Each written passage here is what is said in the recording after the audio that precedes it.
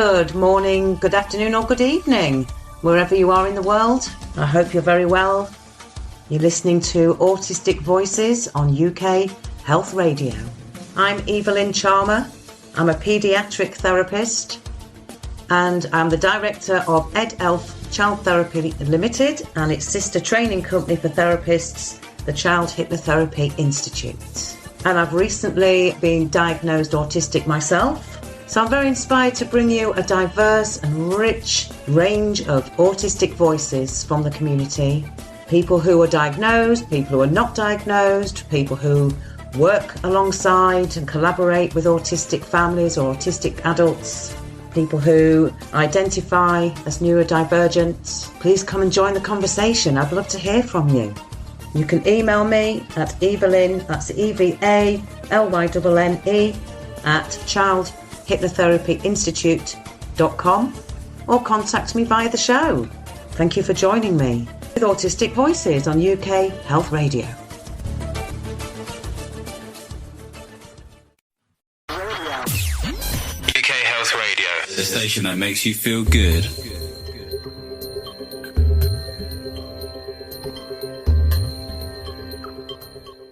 Hello, my guest of the week is Alex Stratikis. He's 27. He's described himself as an autistic traveller of Scottish and Greek heritage. And I think you're going to love his show because he's got so much wonderful qualities, so many things to share with you about his travels, about what he's doing with that to help other autistic people. And he's got some really interesting tales to tell. So welcome to the show, Alex. Thank you for having me. Oh, I am so thrilled to have you on the show because when I found you on Instagram, I noticed some of your posts and I started looking at what you're doing. I was just so excited. I thought I really want to have him on the show. So I'm really happy that you agreed to come on. Thank you. Yeah, thank you for reaching out to me. You are more than welcome. Okay, so what are you feeling grateful for today? I think I'm grateful for, up until this point, all the traveling I've been able to do. It's not something I guess lots of people are able to do for a variety of reasons. So yeah, I'm very grateful for everything I've experienced up until this point. Yeah, all and around the world. Yeah. I know we're going to go into a bit of that in more detail, so you can explain to our listeners what that's entailed and what it's been like, the highs, the lows, the challenges, and your plans for the future. I think I'm grateful for having you here today, and for you being willing to come on, like I said, and talk to everybody and put your story out there. And I'm really grateful that there are people like you in the world. We're doing such positive. You've come, like most of my guests on the show, seem to have so far been through really challenging experiences, which isn't just, in the domain of autistic people, of course. But what I've loved about my guests on this show, and you included, is what you've done to turn that into really positive experiences, not just for yourself, but for others as well. Okay, so tell our listeners a little bit about you. Yep, so I'm 27 years old, as you said. I have a Greek dad and a Scottish mom. And yeah, I was raised for the most part in Scotland. And then from the age of 20, I moved to Japan. And that's kind of where it all began, I guess. That's where it all began. So before that, when did you discover your neurodivergence? So I was given the diagnosis very young. I don't know exactly, but I think around the age of 5 or 6, I probably like first or second year in primary school. So yeah. It's been a long time. Yeah. And did you attend mainstream education or were you in a special provision? No, I attended mainstream all the way. And yeah. Excellent. And what are the positives for you as a 27-year-old young man, of being autistic. What do you love about it? What do you embrace? I don't even know where to begin. I think that it makes me pretty determined. I think I'm a pretty determined individual. I mean, I guess that also has its downsides, but I like to be able to see things through to the end, and I don't easily give up when I have a goal set in mind, So, Yes, yeah. that really comes across, and I'm sure that by the end of this show, our listeners will understand more about you. So you said there's downside. So what sort of downsides do you experience, especially when you're traveling? I think sometimes with routine it can be a bit difficult. I think a lot of people who are autistic experience that. Especially I eat not at certain times of the day, but I always like to have like certain, like between every 4 hours sort of thing. Okay. I like to have meals. I don't know, it's kind of like inbuilt in me. So sometimes it kind of feels like I'm working my day around that, but that's just one way, that I guess I've lived my life up until this point, and it's probably going to continue that way. So yeah, because I mean, it could come across as like being inflexible to some, but I guess it is maintenance to me, I guess. Yeah, it's maintenance. And I do think there's something, I say, very grounding about it. And I think travel it's very exciting and it's wonderful, but travels can raise anxiety as well, can't it? Definitely, yes. There's a lot of stressful things involved with travel. Especially, at least in my case, with airports in particular. I know a lot of people, it's very anxiety inducing, stress inducing. So yeah, and there's lots of unknowns. Yeah, I always think of you lose your frame of reference. We'll talk a bit about Japan with that, because I'd love to go to Japan, and I can only imagine it's like stepping onto another planet. It is, yes. And the frames of reference just not being there, so you have to find them. And I think that eating, sleeping, going to the loo, and showering, washing are the things that we need to do in order to keep a semblance of reality that we're used to. I wasn't going to say normality, but I think, our general sort of frames of reference are those basic needs, aren't they? Definitely, yeah. Yeah. So before we get into talking about how you've got to where you've got to in terms of things, let's just let our listeners know about your project, if you want to call it that. Would you call it a project? Autism Adventures Abroad. So describe what's it about? What's your vision? What's your dream? But yeah, just lockdown gave me a lot to think about in terms of where things weren't going, where things were going, what I could be doing. I had a lot of time to think about different things because there was nothing else to do. So, and yeah, it kind of just came to me one night that, I'd been documenting my travels, but I wasn't really focusing on the perspective of myself as an autistic person. Yeah, there hadn't really, when I looked online, there wasn't really much at all, on Instagram or social media, YouTube. Are you talking about other people, writing blogs or putting posts up who are autistic and traveling? Exactly. Is that what you mean? Yeah, exactly. Most I've came across are of families with autistic children. That seems to be more widespread. Yeah, and I think that's one of the things that attracted me to your Instagram in the first place, because I've worked with, I am autistic myself, as you know, but I also work with autistic young people, and I find that sort of post 18 and 19, I know very, very few young people and young adults who are autistic who go traveling to the sort of extent you do. I know a few that will go on a holiday. And often it'll be going on a holiday with older relatives, or sometimes going to a place they've been to before, so that they feel more relaxed about it, less anxious and stressed.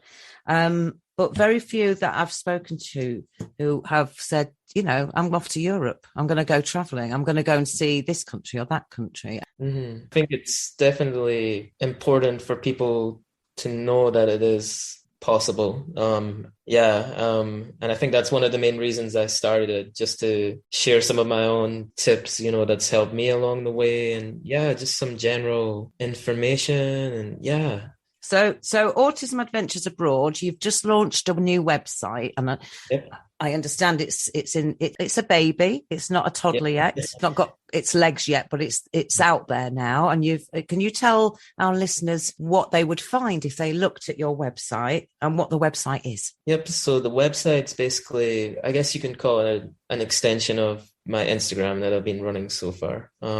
So it's mainly going to be blogs. I have a lot of material I've been writing over the past year. And I think I have three uploaded right now, but I've written probably over 30 so far. So I'm going to keep working on getting those put out there over the next few months. I'm going to have hopefully some resources eventually. All the useful links that I've found that have helped me just throughout my travels. And I think that's going to be the main focus for now. I have some ideas for later on, but I'm trying not to focus on too much at one time. Yeah. So, yes. You can't throw the baby into the river and expect it to swim just yet. Exactly. Yeah.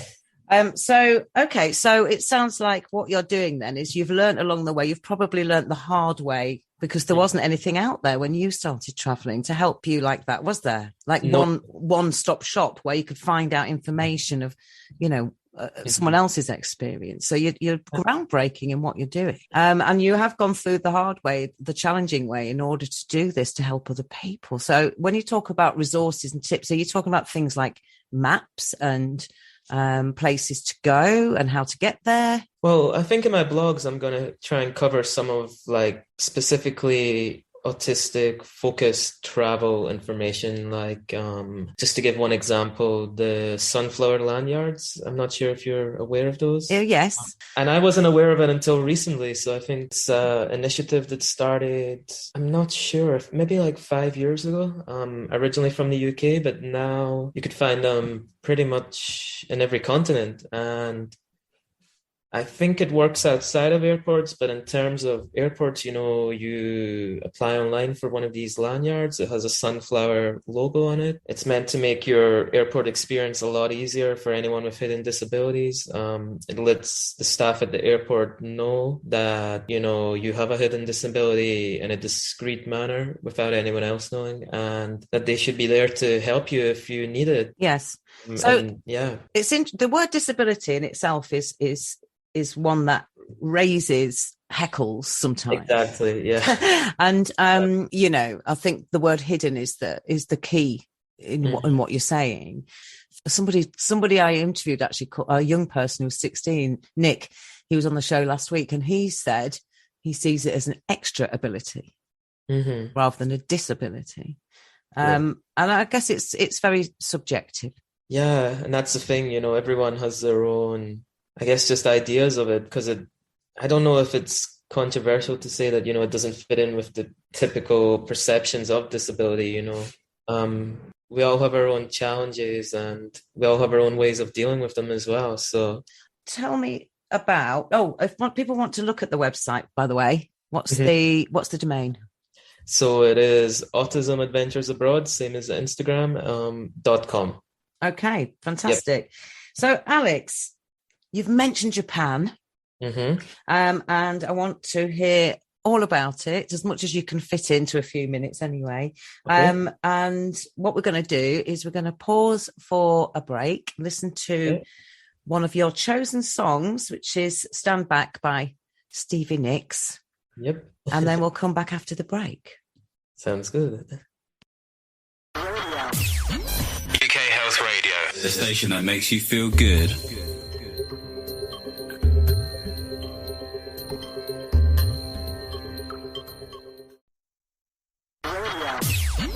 UK Health Radio, the station that makes you feel good.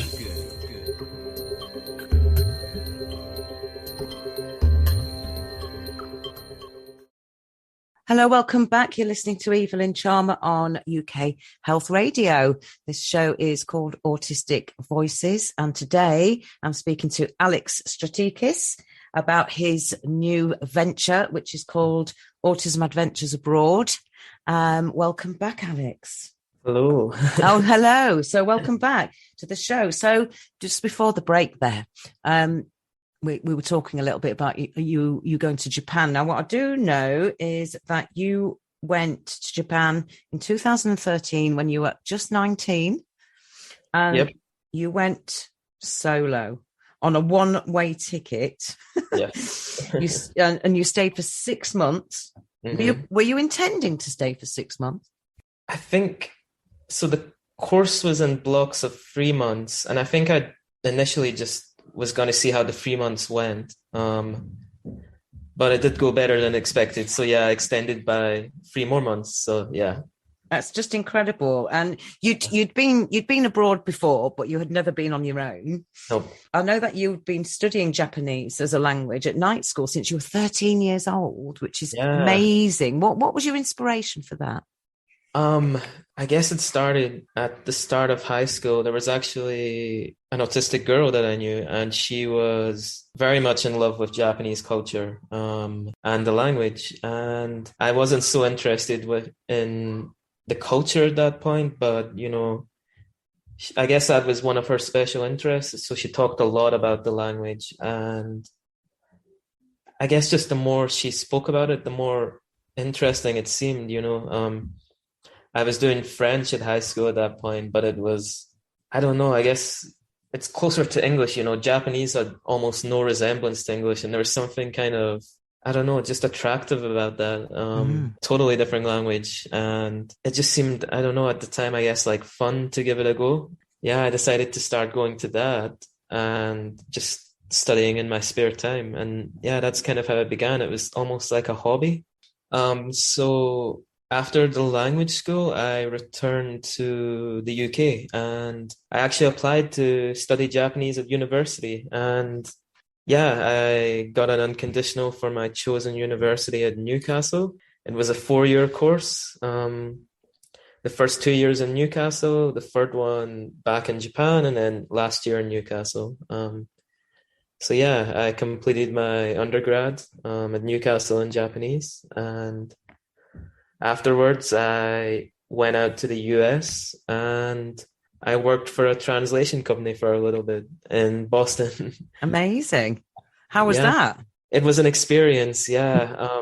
It kind of gave me, I guess, more insight into the translation business. Yeah. I was seeing it from both sides, you know, like, because I was also doing my own translation work, but I was also working for a company that was like hiring project managers and, you know, like working with translators themselves. So I was getting to see, just all different aspects of how it works, really. So your travel bug and your love of the Japanese language is really what inspired and motivated all of that. So you've got an honours degree in Japanese studies, and then you've gone on to achieve an international proficiency exam at the highest level. Yeah, that was also in the US. Okay. While you were in Boston, you got that? Yeah. Okay. I'd been putting it off for a while, but I decided that it was probably best just to do it. I was kind of hoping it would improve job prospects, but I didn't really, I haven't experienced that yet, but I'm glad. Right. On that point, I find this absolutely hard to comprehend.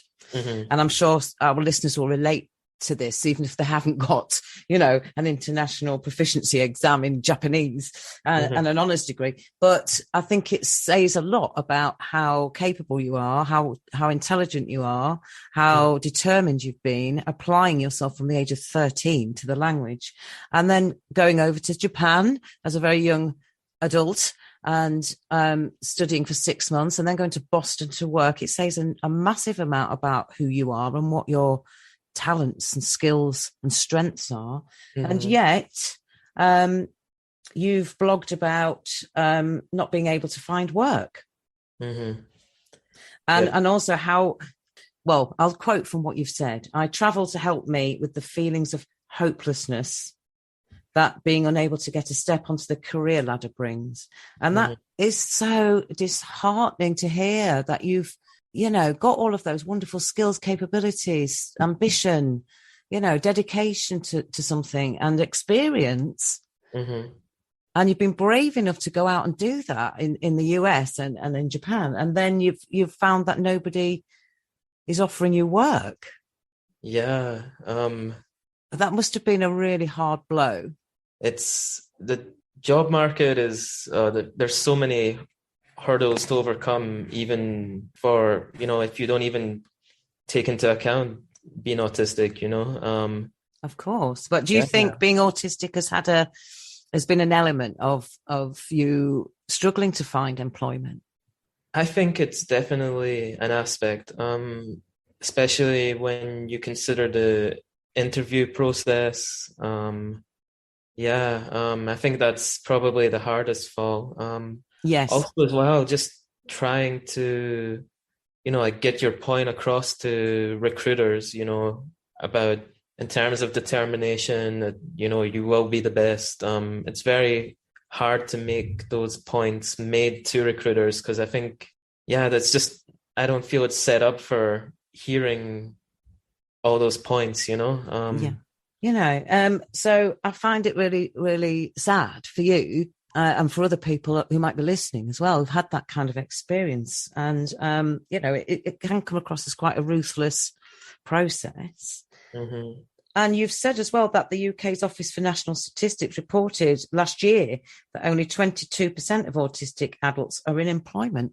Yeah, and I was very, disturbed by that figure. I didn't realize it was quite so high. And you said that that's reflected in other countries as well. So you've looked at statistics for other places. Yeah, so the US has a pretty similar figure. And when you look at the population of the US compared to the UK, that represents quite a large percentage of the population. So I wonder how many people, what percentage of people might be in self-employment?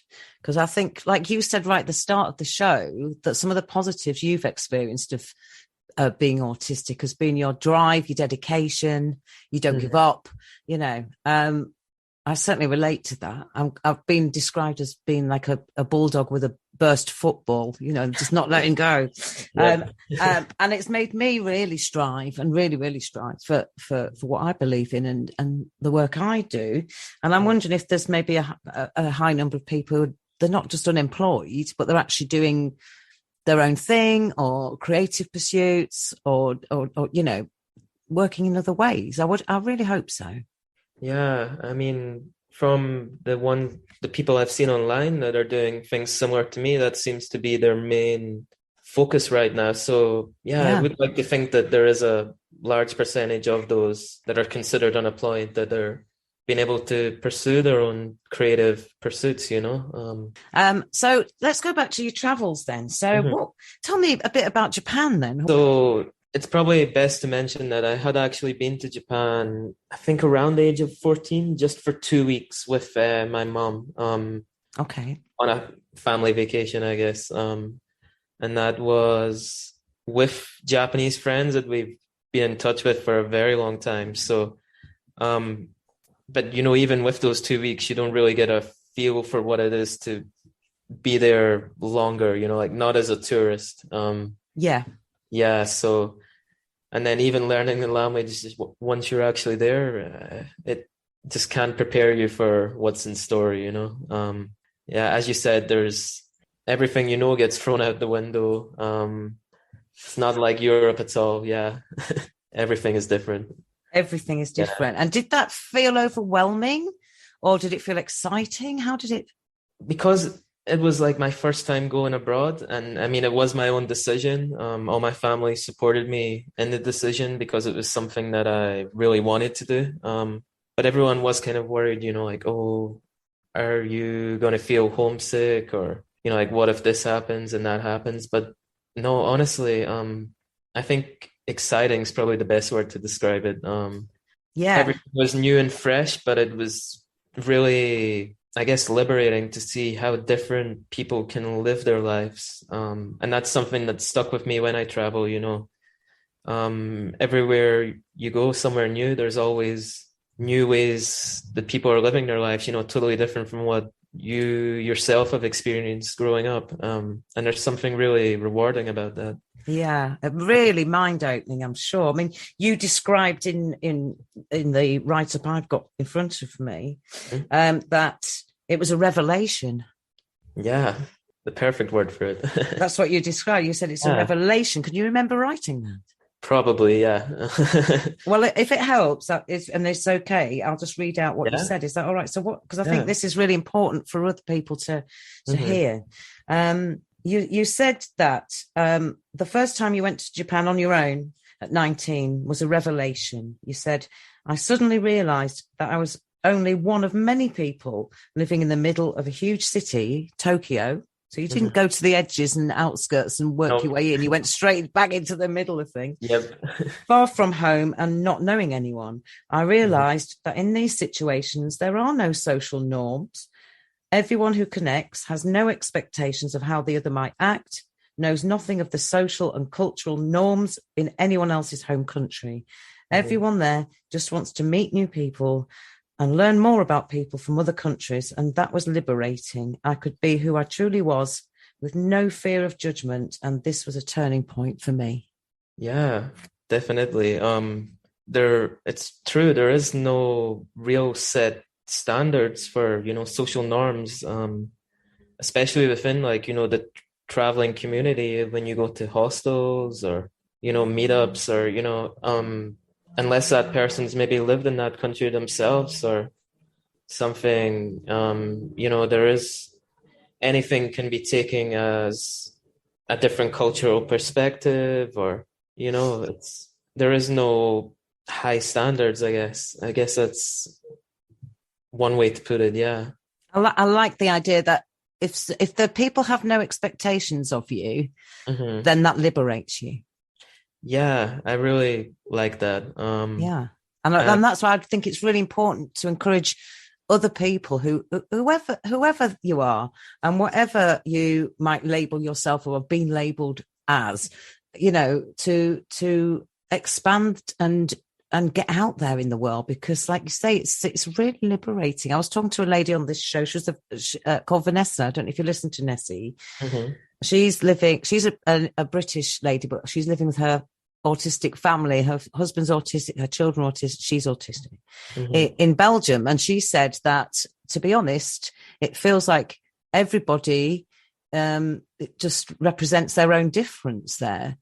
Being autistic is just another one of those differences, the same as being British might be in Belgium. Yeah. I think that sort of reflects what you're saying. It's a bit like you're not judged on whether you're autistic or not. You're judged on whether people get on with you or not. And exactly, yeah. And you know, people take you as who you are in that present moment. And I think there's something beautiful about that. And, you know, I've made friends from all corners of the world. And, you know, the best people I get on with are the ones who have an open mind. And, you know, that's important for me as well. I always like to try and keep an open mind when meeting new people. Automatically, you know, those are going to be the people that I guess are the best fit for me as a person, you know? Yeah, absolutely. Yeah. And do you think you've made friends for life, people that you'll stay in touch with? Oh, definitely. There's been several occasions now where I've been wherever and been able to meet up with someone I've met on my travels maybe 2 or 3 years later in a totally different country or continent. So, oh gosh, how amazing. How amazing. So tell us, where else have you visited on your adventures?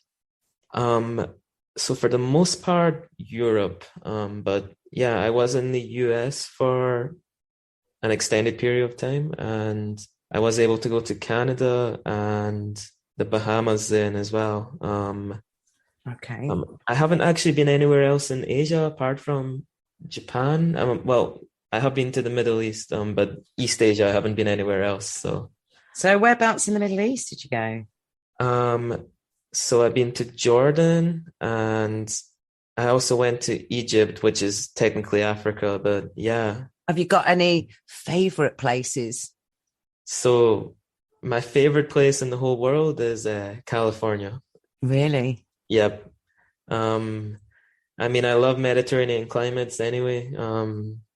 It's just like being in Greece or Spain, but you're in the US. And there's just it's got everything there, desert, beaches, forests, ski slopes, you could do anything within the state borders. It's just so diverse. And so Egypt I did with a friend who was actually my former colleague when I was in Boston. So yeah, we decided to do a month in Egypt. And we traveled pretty much the whole country. That was an amazing experience.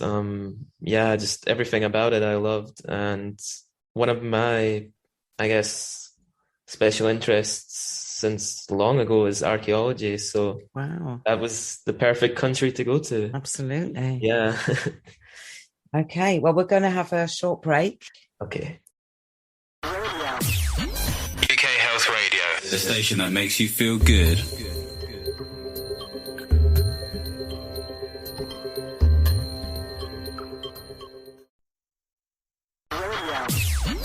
UK Health Radio, the station that makes you feel good.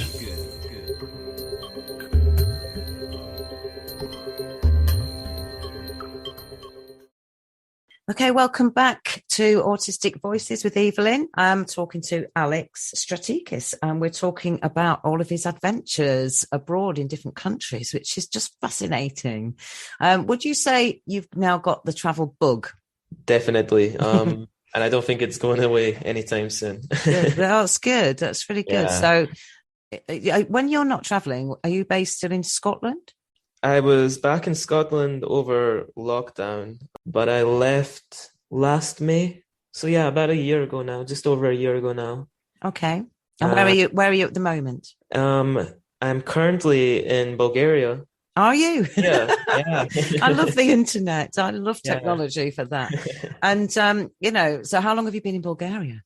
I just arrived last week, and I actually leave tomorrow to go to Serbia. Oh, wow. Some friends there, so yeah, I'm going to catch up with them. Well, I think it's incredible. And what you've shown is that actually just stepping out, it's just that initial stepping out into the world. And once you've done it, it sounds like you've really grown in confidence to go, do you know what? There are challenges, of course there are, but I'm going to just do it anyway. Feel the fear and do it anyway. Yeah. People might be thinking, well, how does he do it if he's not able to be employed? So how are you funding your travel? And is it costing you millions of pounds a year to do it?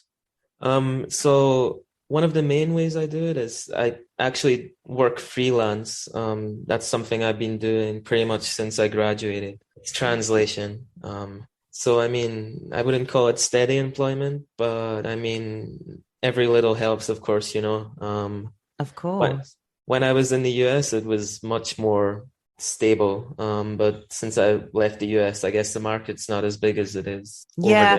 Over there, And you sound like, I might be making a bit of an assumption here, so correct me if I'm wrong, but it's from talking to you, I'm getting the impression that you're probably not someone who's great at marketing yourself to prospective employers and pushing yourself out there, because you sound quite a humble guy. Yeah, like I said before, it's really hard for me to, I guess, push the buttons of like recruiters, employers, and like really get my point across, like what I want them to hear as opposed what they want me to hear from them, Yeah, it's really hard, isn't it? I mean, one of my autistic traits is that I need people to say exactly what they mean. Pretty much.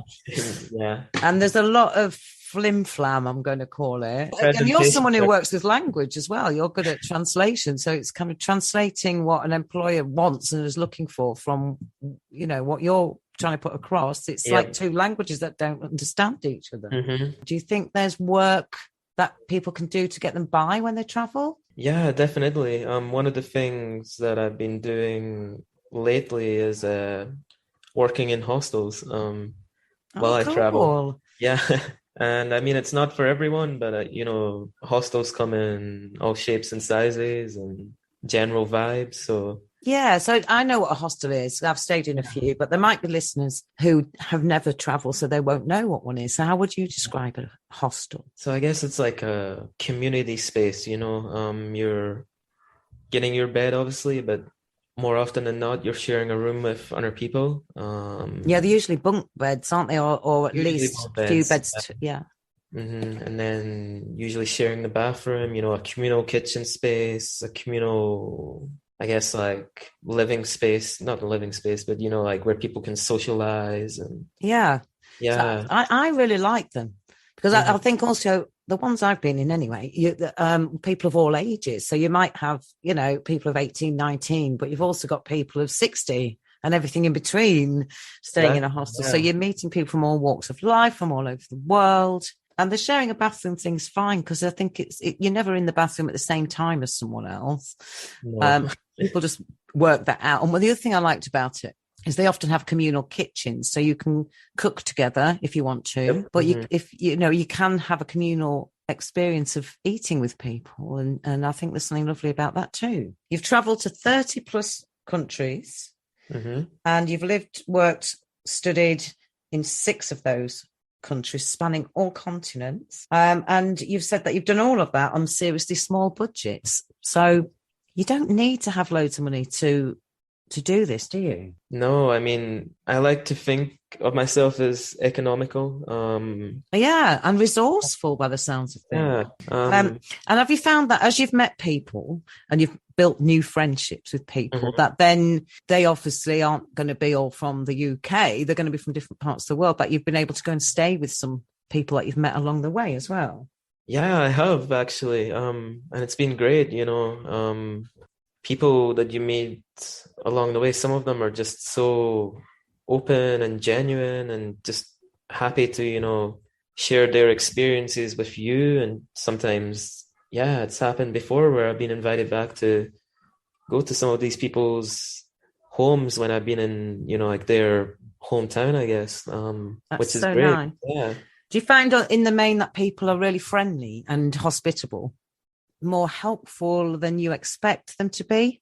Yeah, I think traveling's really opened my eyes and also my mind, to people. I mean, there's always going to be bad experiences, but I think the positive far outweighs any of the negatives that I personally experienced traveling, Well, I mean, all the wonderful people I've met along the way. Yeah.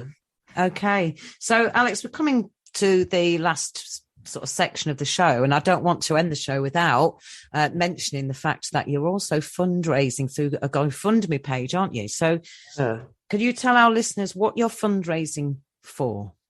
So I just started the fundraiser, and it's basically coinciding with the website, so it's gonna help me with running costs and hopefully I want to eventually start getting a bit more professional with, like the resources I work with. So I'm hopefully eventually going to look at getting a camera upgrade. For traveling, I do take a lot of pictures.